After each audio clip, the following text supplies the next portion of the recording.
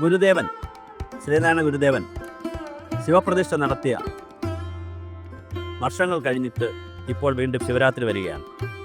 അരുവിപ്പുറത്തുൾപ്പെടെ, തിരുവനന്തപുരം അരുവിപ്പുറത്തുൾപ്പെടെ ശിവപ്രതിഷ്ഠ നടത്തിയിട്ടുള്ള ക്ഷേത്രങ്ങളിൽ ഉൾപ്പെടെയുള്ള എല്ലാ ക്ഷേത്രങ്ങളിലും മഹാശിവരാത്രി അടക്കം നടക്കുകയാണ്. എന്തിനാണ് ഗുരുദേവൻ ഇങ്ങനെയൊക്കെ ചെയ്തത്? ഒരിക്കലും ഗുരുദേവൻ ആരോടെങ്കിലും എതിർക്കുവാനോ തകർക്കുവാനോ ഒന്നും ആയിരുന്നില്ല. ഒരു വിഭാഗം ജനങ്ങൾക്ക് നേരിട്ട് അമ്പലത്തിൽ അന്ന് അവർക്ക് ആരാധന നടത്താം.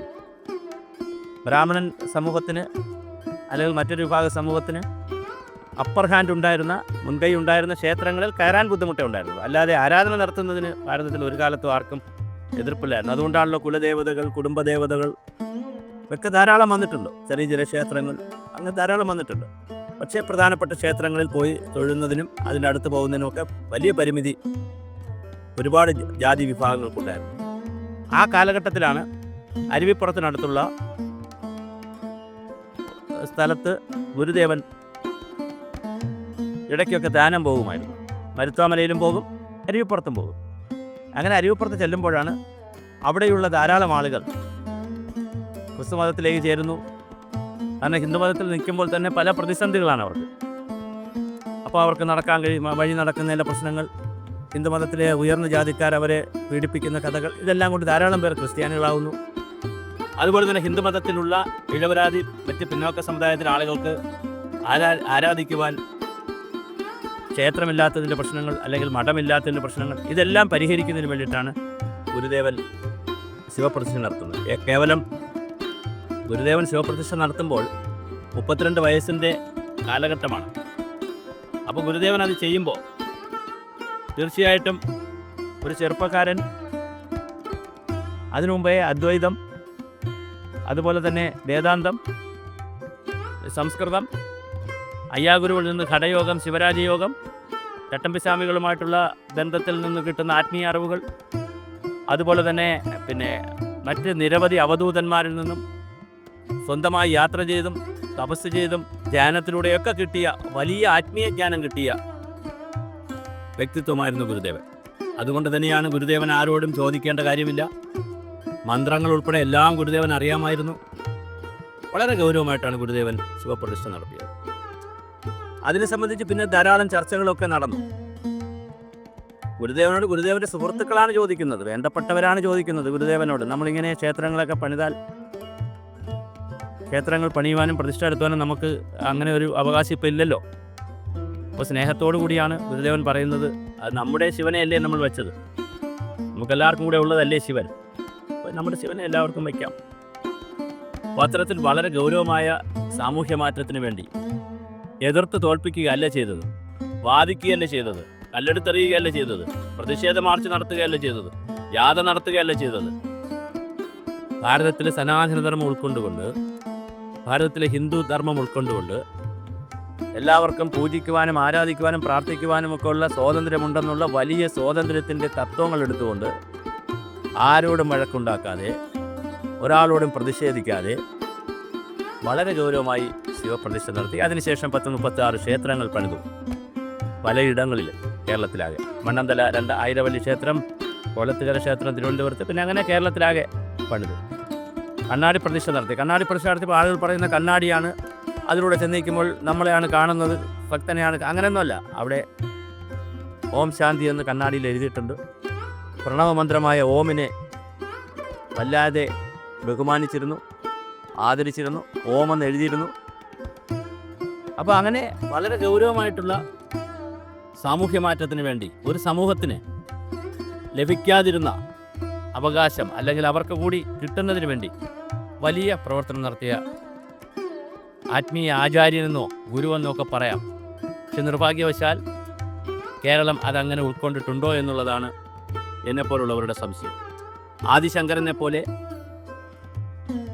ഭാരതം മുഴുവൻ സഞ്ചരിച്ച് മഠങ്ങൾ സ്ഥാപിക്കുകയോ ക്ഷേത്രങ്ങൾ സ്ഥാപിക്കുകയോ ഒക്കെ ചെയ്ത ഒരുപക്ഷെ ഈ 36 ക്ഷേത്രം കേരളത്തിൽ സ്ഥാപിക്കുന്നതിന് പകരം മറ്റ് സംസ്ഥാനങ്ങളിൽ, വിവിധ സംസ്ഥാനങ്ങളിൽ സ്ഥാപിച്ചിരുന്നെങ്കിൽ ഒരുപക്ഷെ ഇന്ന് ഏറ്റവും കൂടുതൽ ലോകത്ത് ആദരിക്കപ്പെടുന്ന, ബഹുമാനിക്കപ്പെടുന്ന തത്വശാസ്ത്രം ഗുരുവിൻ്റേതായി എല്ലാവരും എടുക്കുമായിരുന്നു. പക്ഷേ ഇവിടെ കേരളത്തിലായിപ്പോയി എന്നുള്ളത് ഒരു പ്രധാന പ്രശ്നമാണ്. ഒരു വിഭാഗം ജനങ്ങൾ മാത്രമാണ് ഇപ്പോൾ ഗുരുദേവനെ കൊണ്ടുപോകുന്നത്. പ്രധാനപ്പെട്ട മറ്റു മതങ്ങളൊന്നും അത് സീരിയസ് ആയിട്ട് എടുക്കുന്നില്ല. അതിനേക്കാളൊക്കെ പ്രധാനം ഗുരുദേവൻ ഏറ്റവും വലിയ ഭൗതിക വിപ്ലവകാരി കൂടിയായിരുന്നു. ആത്മീയജ്ഞാനം നിൽക്കട്ടെ, വിദ്യാഭ്യാസം, ആരോഗ്യം, പരിസ്ഥിതി, കൃഷി, വ്യവസായം തുടങ്ങിയ എത്ര വിഷയങ്ങളാണ് ഗുരുദേവൻ കൈകാര്യം ചെയ്തത്. അതുപോലെ തന്നെ ഇപ്പോൾ ജനകീയാസൂത്രണം എന്നൊക്കെ പറഞ്ഞിട്ട് വിവിധ ഗ്രൂപ്പുകളായിട്ട് ഇരുന്ന് വിവിധ കൃഷി മറ്റു കാര്യങ്ങളൊക്കെ ചർച്ച ചെയ്തല്ലോ കേരളം. അതിനൊക്കെ എത്രയോ മുമ്പ്, പഞ്ചായത്ത് രാജ് സംവിധാനങ്ങൾക്ക് വരുന്നതിന് എത്രയോ മുമ്പ് വളരെ ഗൗരവമായി ഗുരുദേവൻ ഇതൊക്കെ ചർച്ച ചെയ്തിരുന്നു. ശിവഗിരി മഠത്തിലെ ഓരോ തീർത്ഥാടന കാലത്തും ഇത്തരം വിഷയങ്ങൾ ചർച്ച ചെയ്യണം. അത് ശിവഗിരിയിൽ മാത്രമല്ല, കേരളത്തിലാകെ ചർച്ച ചെയ്യണമെന്നും വിദ്യാഭ്യാസ സ്ഥാപനങ്ങൾ ധാരാളം തുടങ്ങണമെന്നും അറിവാണ് വിദ്യയെന്നും അത് അറിവ് നേടലാണ് ഏറ്റവും പ്രധാനമെന്നുള്ള വളരെ ഗൗരവമായ സാമൂഹ്യ ജീവിതത്തെ മെച്ചപ്പെടുത്തുന്നതിന് വേണ്ടിയിട്ടുള്ള കാര്യങ്ങളാണ് ഗുരുദേവൻ കൂടുതലും പറഞ്ഞത്. പഞ്ചശീല തത്വങ്ങൾ, ജീവിതചര്യ, ഓരോ ദിവസവും കുഞ്ഞ് ജനിക്കുന്ന മുതൽ മരണം വരെയുള്ള കാലഘട്ടത്തിൽ ഓരോ ദിവസവും എന്തെന്ത് കാര്യങ്ങൾ ജീവിതത്തിൽ പാലിക്കണം എന്നുള്ള വലിയ ഗൗരവമായ ഒരു ജീവിത പദ്ധതി ഗുരുദേവൻ നമുക്ക് സമ്മാനിച്ചു, അല്ലെങ്കിൽ നൽകി. പക്ഷെ ആ അർത്ഥത്തിൽ ഗുരുദേവനെ നാം എടുത്തിട്ടില്ല ഇതുവരെ. നമുക്കിപ്പോൾ ഗുരുദേവനും ഒരു ദൈവമാണ്, അല്ലെങ്കിൽ പ്രാർത്ഥിക്കുവാനുള്ളൊരു കാര്യമാണ്. നമുക്ക് ഏത് തരത്തിൽ ജീവിച്ചു, എങ്ങനെയൊക്കെ നാം ജീവിച്ചതിന് ശേഷം നമ്മുടെ കാര്യങ്ങൾ സാധിച്ചു തരുന്നതിന് വേണ്ടി ഗുരുദേവനെ കൂടി പ്രാർത്ഥിക്കാം എന്നതിനപ്പുറം ഗുരുദേവൻ്റെ പ്രതിഷ്ഠകളൊക്കെ വയ്ക്കുന്നു, സമാധി ദിനവും ജയന്തി ദിനവും ഒക്കെ ആചരിക്കുന്നു എന്നതിനപ്പുറം ഗുരുദേവൻ ഈ പ്രപഞ്ചത്തിൽ വന്ന്, ഭൂമിയിൽ വന്ന് പറഞ്ഞു വച്ചു പോയ ഒരുപാട് കാര്യങ്ങളുണ്ട്. അത് ആത്മജ്ഞാനത്തിൻ്റെ വഴികളാണ്, ആത്മബോധത്തിൻ്റെ വഴികളാണ്, ഭൗതികത്തിൻ്റെ കാര്യങ്ങളുണ്ട്, ആത്മീയതയുടെ കാര്യങ്ങളുണ്ട്. അങ്ങനെ ഗുരുദേവൻ പറഞ്ഞത് ആത്മാവിനെക്കുറിച്ചും പരമാത്മാവിനെക്കുറിച്ചും ഈ സമൂഹത്തിലെ എല്ലാവിധ നന്മകളെക്കുറിച്ചുമാണ് ഗുരുദേവൻ പറഞ്ഞത്. അവനവൻ ആത്മസുഖത്തിന് ആചരിക്കുന്നവ അവരന് സുഖത്തിന് വരണമെന്നുള്ള കഥകൾ, ഉറുമ്പിനെ പോലെയുള്ള ഉറുമ്പിന് പോലും ഒരു പീഡ വരുത്തരുത് എന്ന് പറഞ്ഞാൽ ഒരു സൂക്ഷ്മജീവിക്കും ബുദ്ധിമുട്ടുണ്ടാക്കരുത്. എത്ര വലിയ പ്രകൃതി പാഠമാണത്. ഇപ്പോൾ പ്രകൃതിയുടെ പാഠങ്ങൾ, പരിസ്ഥിതിയുടെ പാഠങ്ങൾ, മഴവെള്ളം അമൃത പോലെ സൂക്ഷിക്കണം, മഴയെക്കുറിച്ചുള്ള കഥകൾ, എത്ര കാര്യങ്ങൾ ഗുരുദേവൻ വന്നു പറഞ്ഞു വെച്ചുപോയി. അപ്പോൾ ഈ മഹാശിവരാത്രി ദിനത്തിൽ ഗൗരവമായി നാം ചിന്തിക്കേണ്ടത് ഗുരുദേവൻ്റെ ആശയങ്ങൾ, ആദർശങ്ങൾ നാം ഏറ്റെടുക്കുക എന്നുള്ളതാണ്.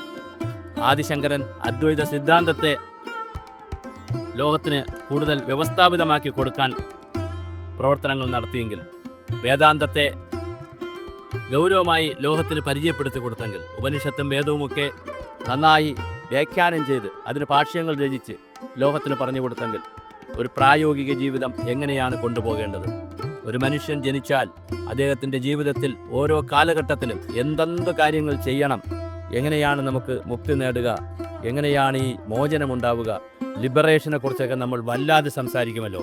മുക്തി എന്നൊക്കെ പറയുന്നത് ലിബറേഷൻ അല്ലേ? മോക്ഷമെന്ന് പറയുന്നത് ലിബറേഷൻ അല്ലേ? സ്വാതന്ത്ര്യമല്ലേ? കേവല ശരീരത്തിൽ നിന്ന്, കേവലം മനസ്സിൽ നിന്ന് പ്രപഞ്ചത്തിലേക്കുള്ള യാത്രയല്ലേ മനുഷ്യജീവിതത്തിൻ്റെ ഏറ്റവും വലിയ സത്ത? അത് മനസ്സിലാക്കി തന്ന, അത് പറഞ്ഞു തന്ന, മാനവരാശിക്ക് അത്തരത്തിലുള്ള പുതിയ പുതിയ അറിവുകൾ നൽകിയ ഗുരുദേവനെ നാം ഇങ്ങനെ മനസ്സിലാക്കിയോ മതിയോ? ഗുരുദേവനെ പുനർവായിക്കേണ്ട കാലമായി. ഗുരുദേവൻ നൽകിയത് മറ്റേതൊരു ദാർശനികൻ നൽകുന്നതിനേക്കാളും, ഏതൊരു ആത്മീയ ആചാര്യൻ നൽകുന്നതിനേക്കാളും വലിയ തത്വശാസ്ത്രങ്ങളാണ്. അപ്പോൾ ഗുരുദേവൻ ആരാണ്? ദാർശനികനാണോ? തത്വശാസ്ത്രജ്ഞനാണോ? ആത്മീയ ആചാര്യനാണോ? ആത്മീയ ഗുരുവാണോ? ആരാണ് ഗുരുദേവൻ? കേവലം ദൈവമെന്ന രണ്ടക്ഷരത്തിൽ ഒതുക്കി നാം നിർത്തേണ്ടതല്ല. തീർച്ചയായും അതിനുമപ്പുറം മാനവരാശിയുടെ ഓരോ ജീവിത സാഹചര്യത്തെയും വെല്ലുവിളികളെ നേരിടുന്നതിൽ, മോട്ടിവേഷൻ്റെ കാര്യത്തിൽ വളരെ ഗൗരവമായ കാര്യങ്ങൾ പറയുകയാണ് ചെയ്തത്. ഈ ശിവരാത്രി ദിനത്തിൽ ഗുരുദേവൻ ശിവപ്രതിഷ്ഠ നടത്തിയത് കേവലം ഒരു ആരാധനയ്ക്ക് വേണ്ടിയോ ഏതെങ്കിലും ഒരു വിഭാഗത്തിന് നിഷേധിക്കപ്പെട്ട കാര്യങ്ങൾ എടുത്തു കൊടുക്കുന്നതിന് വേണ്ടി മാത്രമായിരുന്നില്ല.